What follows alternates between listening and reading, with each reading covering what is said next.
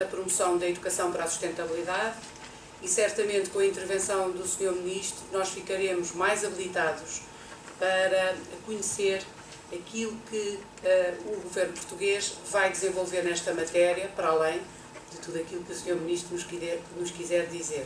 É, pois, em meu nome pessoal, em nome da Lisboa Nova, que lhe dou a palavra, Sr. Ministro, agradecendo-lhe efetivamente a sua presença.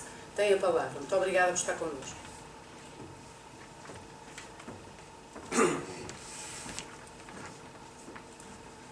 Muito bom dia a todos, Sr. Vereador, Sr. Presidente da Caixa Geral de Depósitos, Sr. Embaixador, minha cara Maria, obrigado pelo convite. Eu tinha um discurso escrito, nem tenho, mas as palavras dos meus antecessores foram tão inspiradoras que eu prometo ser mais breve, talvez menos direto no desafio que me foi lançado, mas não resisto a aproveitar aquilo que foi dito de forma tão inspiradora dos meus antecessores para vos dirigir algumas palavras. E começo por sublinhar a palavra território, que muitas vezes, e mal, é olhada como pátria de um fenómeno, ou pátria de um conjunto de fenómenos, e não é. É, de facto, um agente muito interveniente em tudo aquilo que se passa sobre esse mesmo território, e os exemplos da história que o Dr. Sá Fernandes nos contou são exemplos muito interessantes, mas temos muitos outros exemplos sem história, ou ainda sem história, que se passam todos os dias. E se todos nós temos uma petite história para contar, um bocadinho anedótica sobre os serviços do Ministério do Ambiente, que isto, aquilo ou aquilo outro, é grave que ainda alguém olhe no século XXI para o ambiente como um custo de contexto. São, infelizmente, ainda mais os disparates que se fazem contra o ambiente do que as restrições que o ambiente coloca a determinadas transformações do território. Eu repito, todos nós temos uma pequena história para contar, uma coisa que foi mal explicada, mas a tendência é e deverá sempre ser esta. O território é um ator importantíssimo e o território, da forma que o descreveu, aliás, se me permite uma blague, Sr. Vereador, se tivesse os bombeiros do seu pelouro, teria os 4 elementos consigo, não é? Só lhe faltou esse. Portanto, acho que no próximo executivo, acho que deveriam afinar isso, porque isso seria o vereador dos 4 elementos naturais, não é? De facto. Sim, bom, mas a energia cada vez menos a partir da combustão, portanto eu não fazia essa ligação, se me permite, não fazia essa ligação. E de facto o território daquilo que são as ocupações e daquilo que são as redes que o constituem. E cada vez mais, até para poupar energia, nós temos de ter redes mais curtas. Não podemos imaginar um futuro com todo o desempenho, que é nomeado bem atual e justo, mas não podemos ter um futuro de captações de água, de imaginar captações de água a 60, 70 km do sítio onde elas são consumidas e a rejeição dos efluentes a 20 ou 30 km onde eles são produzidos, como acontece em alguns casos na área metropolitana de Lisboa. Temos de ter redes, de facto, cada vez mais curtas e, com isso, os territórios que devem ser, enquanto territórios urbanos mais densos, serão certamente territórios mais voltados para a partilha e mais voltados para a sustentabilidade. E aqui a questão da educação é uma questão nuclear.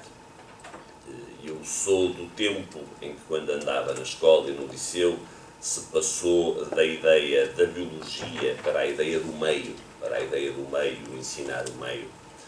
E tenho acompanhado, sou pai, tenho acompanhado aquilo que foi, ao longo do tempo, a forma como os meninos e as meninas foram sendo educadas, mas a questão das alterações climáticas é uma questão que ainda está longe de fazer parte do currículo e das preocupações de cada um de nós. E é da maior importância que, de facto, faça parte das preocupações de cada um de nós, porque, por incrível que pareça, nós temos a ideia que a questão dos gases que emitem efeitos de estufa, enfim, não digo entre os muitos especialistas que estão nesta sala, mas que a ideia dos gases que produzem efeitos de estufa vem da produção da energia e vem da indústria. Certamente assim o será em grandes quantidades, com exceção dos transportes, mas eu direi que esses setores são os setores que dependem menos de cada um de nós enquanto cidadãos, mas onde a grande evolução tem sido feita. e onde de facto essa evolução está por fazer é mesmo nos transportes, nos edifícios e também na agricultura, embora não vá falar aqui da agricultura. Já agora a agricultura, apesar de tudo, não me deu falar dela, é o único setor onde as emissões têm crescido nos últimos anos em Portugal. E por isso, se é nos transportes e nos edifícios que nós temos o maior salto para poder dar, onde ele é mais difícil, porque é mais difuso, como eu costumo dizer, oxalá as chaminé destas fábricas sejam muitas, que é sinal que o país está a produzir e está pujante, porque nós conseguimos contar as chaminés das fábricas, não conseguimos contar os tubos de escape, e muito menos aquilo que é o comportamento de cada um de nós dentro das suas casas, do ponto de vista energético. E por isso há aqui, de facto, um esforço de educação para a sustentabilidade que é da maior importância.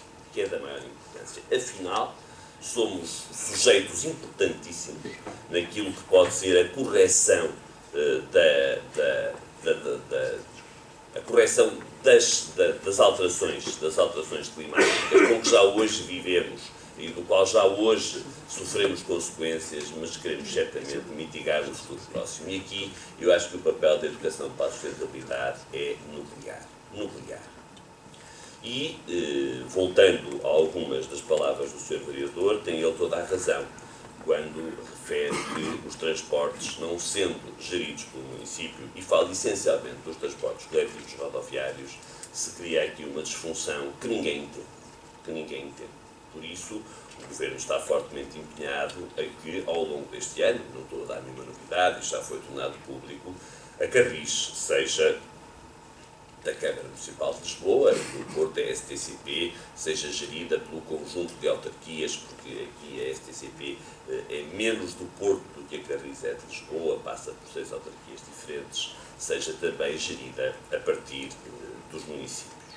Só quem gera via pública é que pode verdadeiramente tirar partido daquilo que é a gestão do transporte coletivo.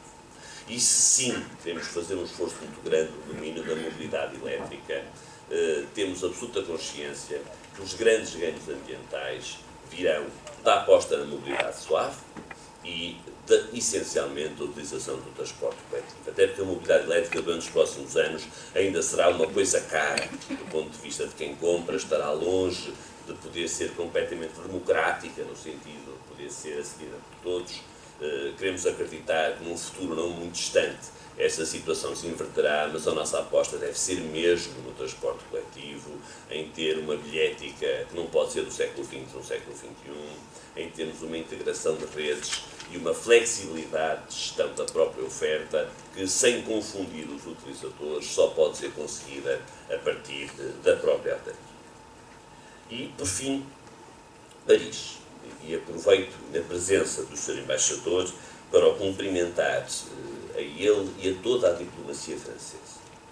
A diplomacia francesa fez um trabalho absolutamente notável, pelo menos durante o último ano. Tive, de facto, o grato prazer de estar em Nova Iorque, já agora, e não precisam de mandar postais, faço anos no dia 12 de dezembro, portanto tive a sorte, por um dia de anos, o Acordo de Paris ter atingido o Acordo de Paris, mas é de facto um trabalho excepcional. E é um trabalho excepcional porque, de uma vez por todas, é um trabalho que não é paternalista. Kyoto foi um acordo só para os ricos, Copenhaga falhou porque os ditos ricos quiseram dizer aos outros o que tinham para fazer, e de facto França inverteu completamente este processo e assumiu o multilateralismo uma forma de conseguir. Com certeza que eu percebo alguns puristas, e não os critico, que acham que Paris ficou aquém das expectativas. De facto, só com aquelas regras nós não conseguimos chegar ao final do século XXI com uma limitação da temperatura que se possa considerar sustentável, e mesmo ela já perigosamente sustentável. Mas é sem dúvida da maior importância fazer desta forma, porque só assim é que todos se comprometeram, só assim é que todos poderão trabalhar em conjunto, só assim é que podemos ter regras universais para que possam ser medidos, os impactos e para que, essencialmente, se possam criar condições de melhoria ao longo do século XXI. A educação ambiental, lato sensu, perdeu muita importância na estrutura do meu Ministério. Não vou fazer aqui nenhum juízo de avaliação institucional ou de organização, mas é um facto que o perdeu. Na minha anterior passagem pelo Ministério do Ambiente, naturalmente com responsabilidades diferentes destas, havia um instituto, o IPAMB, que cuidava destas matérias. O desaparecimento do IPAMB não levou a uma redução daquilo que é a quantidade, a qualidade e a relevância da educação ambiental neste país, de forma alguma. As autarquias desempenham aqui um papel muito importante, a sociedade civil também, as escolas também. Mas sentimos que este é o momento não de recriar um IPAMB, mas de o Ministério do Ambiente voltar a ter uma estratégia para a educação ambiental. E ela será apresentada no início do próximo ano letivo. Muito focada também na produção de alguns conteúdos, para a água até já estão preparados, muito focada na produção de alguns conteúdos, muito articulada com o Ministério da Educação. Sabemos bem que não faz sentido provocar alterações bruscas curriculares, mas elas têm que se consolidar. A matéria ambiental, particularmente em torno das alterações climáticas, é uma matéria nuclear para as nossas vidas e, por isso, não deve ser um subgénero quando comparado com o português e com a matemática, por muito importantes que o português e a matemática sejam, e são certamente, mas estamos a tratar, de facto, do nosso futuro e do futuro daqueles a quem queremos melhor, que são sempre os que vêm a seguir a nós. Muito obrigado e uma boa conferência.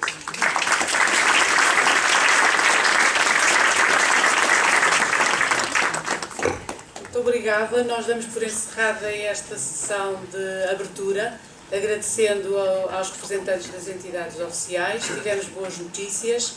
Muito obrigada. Pedia à organização que viesse acompanhar os nossos ilustres convidados e pedia aos próximos intervenientes que passassem ao palco. Muito obrigada. Entretanto, estão a chegar os participantes.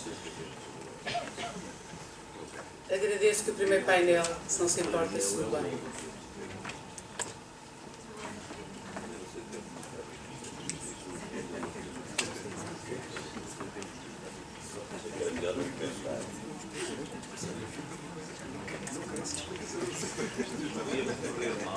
Desculpa.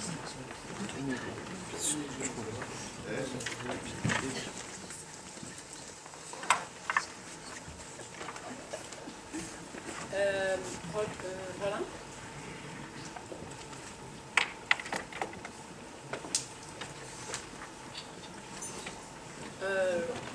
S'asseoir.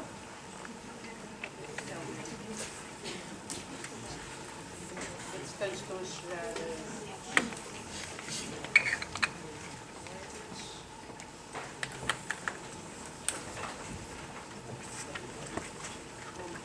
Vamos dar início ao nosso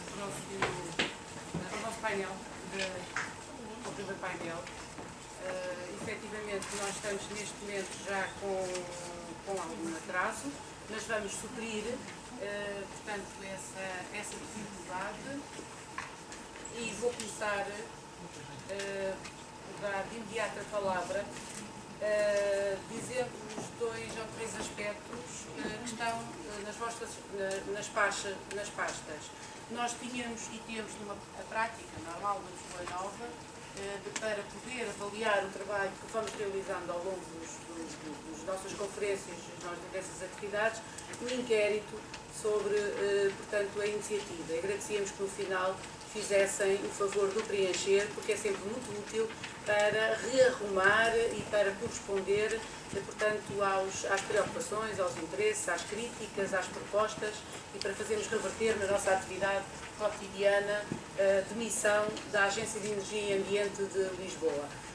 Para quem não conhece, a Agência de Energia e Ambiente de Lisboa é uma associação de direito privado sem fins lucrativos, mas tem como associado de referência a Câmara Municipal de Lisboa, para além de mais 17 associados entre entidades públicas e entidades privadas. O seu objetivo é desenvolver e valorizar o desempenho energético e ambiental do município de Lisboa, mas neste momento nós já temos também como associada a Câmara Municipal da Amadora e estamos efetivamente a alargar a outros municípios. portanto, temos uma área de intervenção muito ampla a que poderão aceder através do site da Lisboa Nova, para onde serão revertidas todas as apresentações. Esta conferência está a ser filmada, está a ser gravada e, portanto, a partir da próxima semana tudo estará disponibilizado e todos os projetos que são desenvolvidos pela Lisboa Nova estão disponibilizados no nosso site. Vou de imediato dar a palavra à Maria Emília Brederó dos Santos, da qual tenho a graça e a satisfação de estar connosco. A maior parte das pessoas que trabalham em educação e não só conhecem a doutora Maria Emília Brederó dos Santos. Não vou fazer grandes comentários aos currículos que estão disponíveis também, portanto, no site da Lisboa Nova, a que tiveram acesso, mas gostaria de finalizar que a Maria Emília é Presidente do Conselho Nacional de Educação, é membro, peço desculpa, ela é Presidente do meu Instituto, interina, portanto, é membro do Conselho Nacional de Educação, do Conselho de Opinião da RTP e Presidente interina do Conselho Geral do Instituto Politécnico de Setúbal, onde eu sou professora. Tem a palavra a Maria Emília, é preferível falar da Alice, não tem problema. Obrigada. Não tenho aqui esta, eu não preciso dos PowerPoints. Sim, obrigada. Bom dia a todos, muito obrigada pelo convite para estar aqui à organização da conferência, em especial à professora Maria Santos. Saúdo os meus colegas de mesa, saúdo-vos a todos e gostava de explicar que a minha comunicação se centra, e deliberadamente assim, foi assim, numa perspectiva menos específica sobre o desenvolvimento sustentável, embora tente dar alguns exemplos e fazer algumas pontes. Peço desculpa pelo título, não é? Chamei-lhe Educar para um Mundo em Mudança, não podia ser mais banal, eu detesto coisas banais, mas por isso acrescentei-lhe, para se perceber melhor para onde é que se vai, para ser menos banal, educar para mudar o mundo. E de facto, sente-se uma grande necessidade nestes últimos tempos. Há sempre que há um problema, diz-se a educação tem que tomar conta disto, a escola tem que tomar disto, mas eu acho que realmente nestes últimos tempos tem havido uma necessidade de repensar a educação, pelo menos em Portugal, e a escola, face a todas as mudanças tão rápidas que se têm vindo a verificar nas últimas décadas, e a única coisa quase que parece que se prevê é a constante aceleração dessas mudanças e, portanto, a necessidade de preparar as pessoas, de mudar a maneira como se preparam as pessoas para essas mudanças. É a revolução digital, claro está, o crescimento exponencial da informação e da comunicação, a robótica e as suas consequências sobre o mundo do trabalho, as alterações demográficas, a globalização e as deslocações populacionais e empresariais, o desenvolvimento científico, designadamente das neurociências, as mudanças climáticas, que já hoje aqui foram tão referidas, e a tomada de consciência das necessidades de sustentabilidade ecológica e social. Tudo isto tem sido apontado como fatores de mudança com consequências pouco previsíveis neste momento, exceto, como eu dizia, quanto à continuação da sua aceleração, a menos que haja um cataclismo qualquer. Em princípio, o que vai continuar a acontecer é esta mudança acelerada e os seus efeitos na precariedade das relações e na incerteza do futuro. Há um pensador muito interessante sobre os média, a problemática dos médias, chamado Zygmunt Bauman, que chamou-lhes tempos líquidos. E eu acho que traduz muito bem aquilo que nós sentimos, as coisas parece que nos escorrem entre os dedos e que não há nada de sólido a que nos agarrarmos. Por outro lado, este ano 2015 foi assim um bocadinho um ano horribilis, como diria a Rainha da Inglaterra. De vez em quando há assim acontecimentos que provocam tal choque que levam as sociedades a interrogar-se sobre si mesmas e muitas vezes a interpelar a escola e a educação em geral. São acontecimentos que se tornam marcos simbólicos a partir dos quais as coisas não podem continuar a ser como eram, como estavam. Nós sabemos bem o 25 de Abril, tudo, pelo menos para a minha geração, tudo é antes, foi como era antes e como é depois do 25 de Abril, não é? E 2015 parece-me ser um destes anos charneira, com a chamada crise dos refugiados, com os ataques terroristas em Paris em janeiro e novembro. São factos que vieram interpelar a velha Europa, o mundo também, mas em especial a Europa, fazendo regressar a problemática dos valores que defendemos e em que pretendemos formar as novas gerações, bem como o papel de formação e de integração da escola. Portanto, estes acontecimentos vieram dar um cariz um bocadinho diferente aos estudos e às propostas que se vinham fazendo sobre as mudanças necessárias que deviam ocorrer na escola e na educação para uma melhor adaptação aos novos tempos e à tal mudança acelerada. E, de facto, a maioria dos estudos, das propostas educativas mais ou menos recentes, desde o princípio do milénio, por exemplo, da OCDE, apontava para 3 cenários alternativos no que se refere à evolução possível da escola. Um primeiro cenário, conhecemos-lo bem, porque estivemos nele até recentemente, que é o recuo para formas de escolarização do passado, com uma ênfase nos conteúdos, no papel transmissor da escola e do professor, nos exames como motor de aprendizagem, como controle dos atores educativos. Um segundo cenário, também já o conhecemos, que é um bocadinho a continuação do status quo e da navegação à vista, com adaptações várias, designadamente a consciência da necessidade de domínio da informática e, portanto, a sua introdução na escola, com a necessidade do domínio do inglês e, portanto, também a sua aprendizagem cada vez mais precoce, a necessidade de aprendizagem de várias línguas estrangeiras ou a modernização no equipamento escolar. E também já tivemos mais ou menos mudanças que vão neste sentido. E um terceiro cenário, que é o mais difícil de dar, e que é a transformação educativa e da organização escolar em função de finalidades que não são unívocas, que não são consensuais, mas que é importante imaginar e confrontar para que não nos limitemos a sofrer as mudanças, adaptando-nos mais ou menos a elas como a um futuro sofrido, digamos, e a que estaríamos condenados, e sim para que possamos participar na construção de um futuro desejado. E o que eu pretendia hoje dizer seria um contributo para refletir sobre essa linha, sobre esse cenário, sobre como mudar a educação e a escola para que sejam de facto uma educação e uma escola de e para a cidadania e o desenvolvimento sustentável. A primeira constatação é que não queremos nem podemos perder o comboio do desenvolvimento, não é? Ainda esta semana andámos todos a discutir se era 0,8, se era 1,2, se era não sei o quê. Temos que responder já a mudanças que estão a ocorrer ou que são previsíveis para um futuro muito próximo. Ainda este ano, o Fórum Económico reunido em Davos, creio que em janeiro ou fevereiro, preveniu que nos próximos, de hoje a 20 anos, todos os anos, cada ano, 5 milhões de postos de trabalho serão distribuídos no mundo e apenas serão criados 2,1 milhões. Portanto, isso é uma primeira constatação e é qualquer coisa que vai continuar e que se vai acelerar.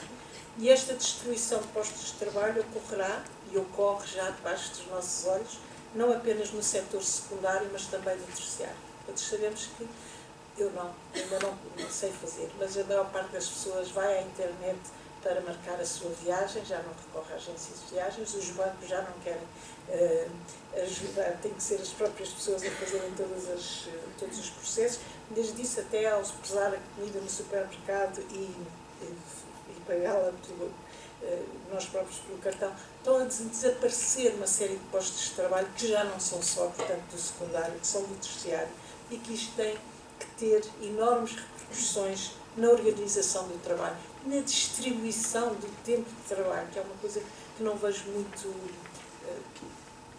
a ser discutida, não é? Por contrário, a tendência nos últimos anos foi para aumentar o tempo de trabalho daqueles que tinham trabalho, em vez de procurar distribuir por todos. E certamente, portanto, além destes dois temas que são certamente necessários, é também as suas consequências sobre a educação. Tem sido defendido por muitos sociólogos que a organização atual da escola foi moldada pela sociedade industrial e pelas necessidades de produção em massa, não é? A separação entre gestão e execução, a estrutura piramidal e hierárquica dividida em departamentos rígidos em que se espera que as pessoas trabalhem de acordo com definições de tarefas muito claras e estanques, seguindo processos, regras, regulamentos fielmente, não é? Seguindo aquilo muito rigorosamente, e executando ordens e planos definidos num escalão de direção. E tudo isto teria um paralelo, e seria por uma escola também rigidamente compartimentada, por anos, turmas, saberes, disciplinas, com o saber cuidadosamente organizado do mais simples ao mais complexo, segundo programas pré-definidos e aulas planificadas pelo professor, com procedimentos, instruções, regras e regulamentos que os alunos se devem habituar a seguir e cumprir. Ora, as empresas mais modernas já não funcionam assim, nada, não é? De uma descrição de um senhor chamado, tenho que ler, Kai-Hing Geng, que é professor de Educação e vice-reitor da Universidade de Hong Kong e é professor visitante em Harvard.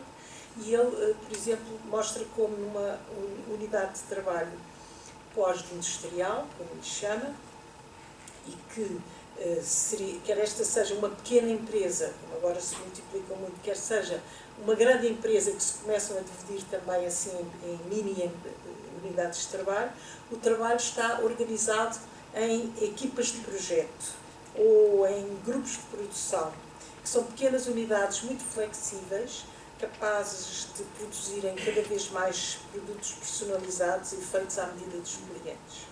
Em cada uma destas unidades de trabalho pós-industrial não há uma clara divisão de trabalho.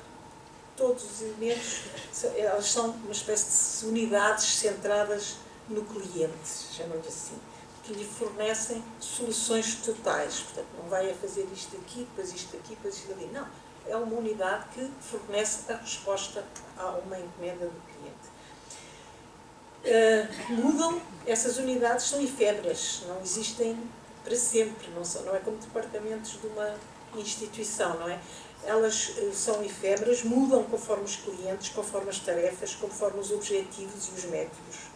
São pequenos grupos em que as decisões são tomadas por integração, por colaboração próxima, por complementaridade de peritagens. Tu és perito nisto, eu sou perito no marketing, a gente junta-se e faz aqui qualquer coisa.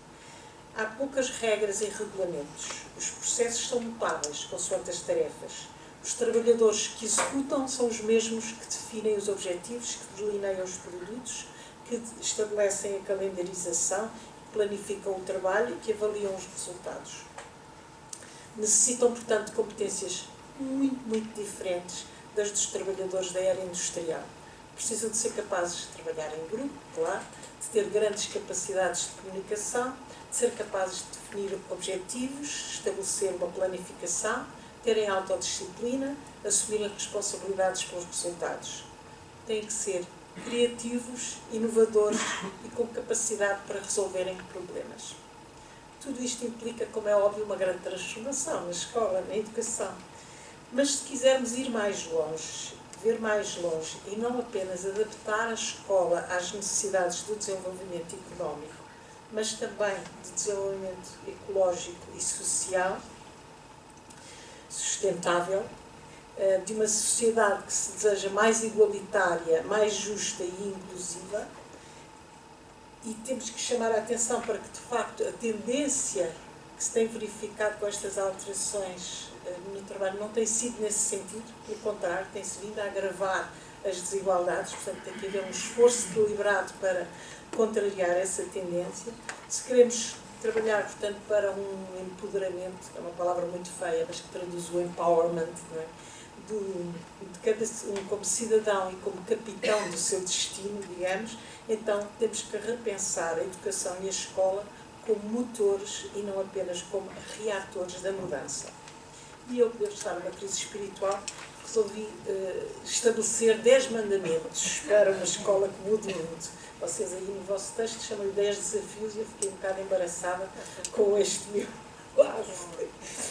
O primeiro mandamento seria, portanto, encarar a educação como uma educação permanente. Temos que encarar a educação numa perspectiva de educação permanente. Formar pessoas capazes de aprenderem ao longo de toda a vida, em diferentes contextos, por diferentes modos, com diferentes parceiros. Isto implica que na escola se aprenda a aprender e a gostar de aprender. Isto já vem sendo dito há muitos anos, como se sabe, mas agora tornou-se mesmo uma necessidade urgente. E escusado será dizer que isto não quer dizer que as aprendizagens tenham que ser todas muito divertidas e muito lúdicas, como às vezes se quer fazer crer. Significa, sim, que têm que ser interessantes, que têm que colocar desafios, têm que ser relevantes, ou seja, têm que ter um significado para quem aprende. O segundo mandamento é a escola como âncora social.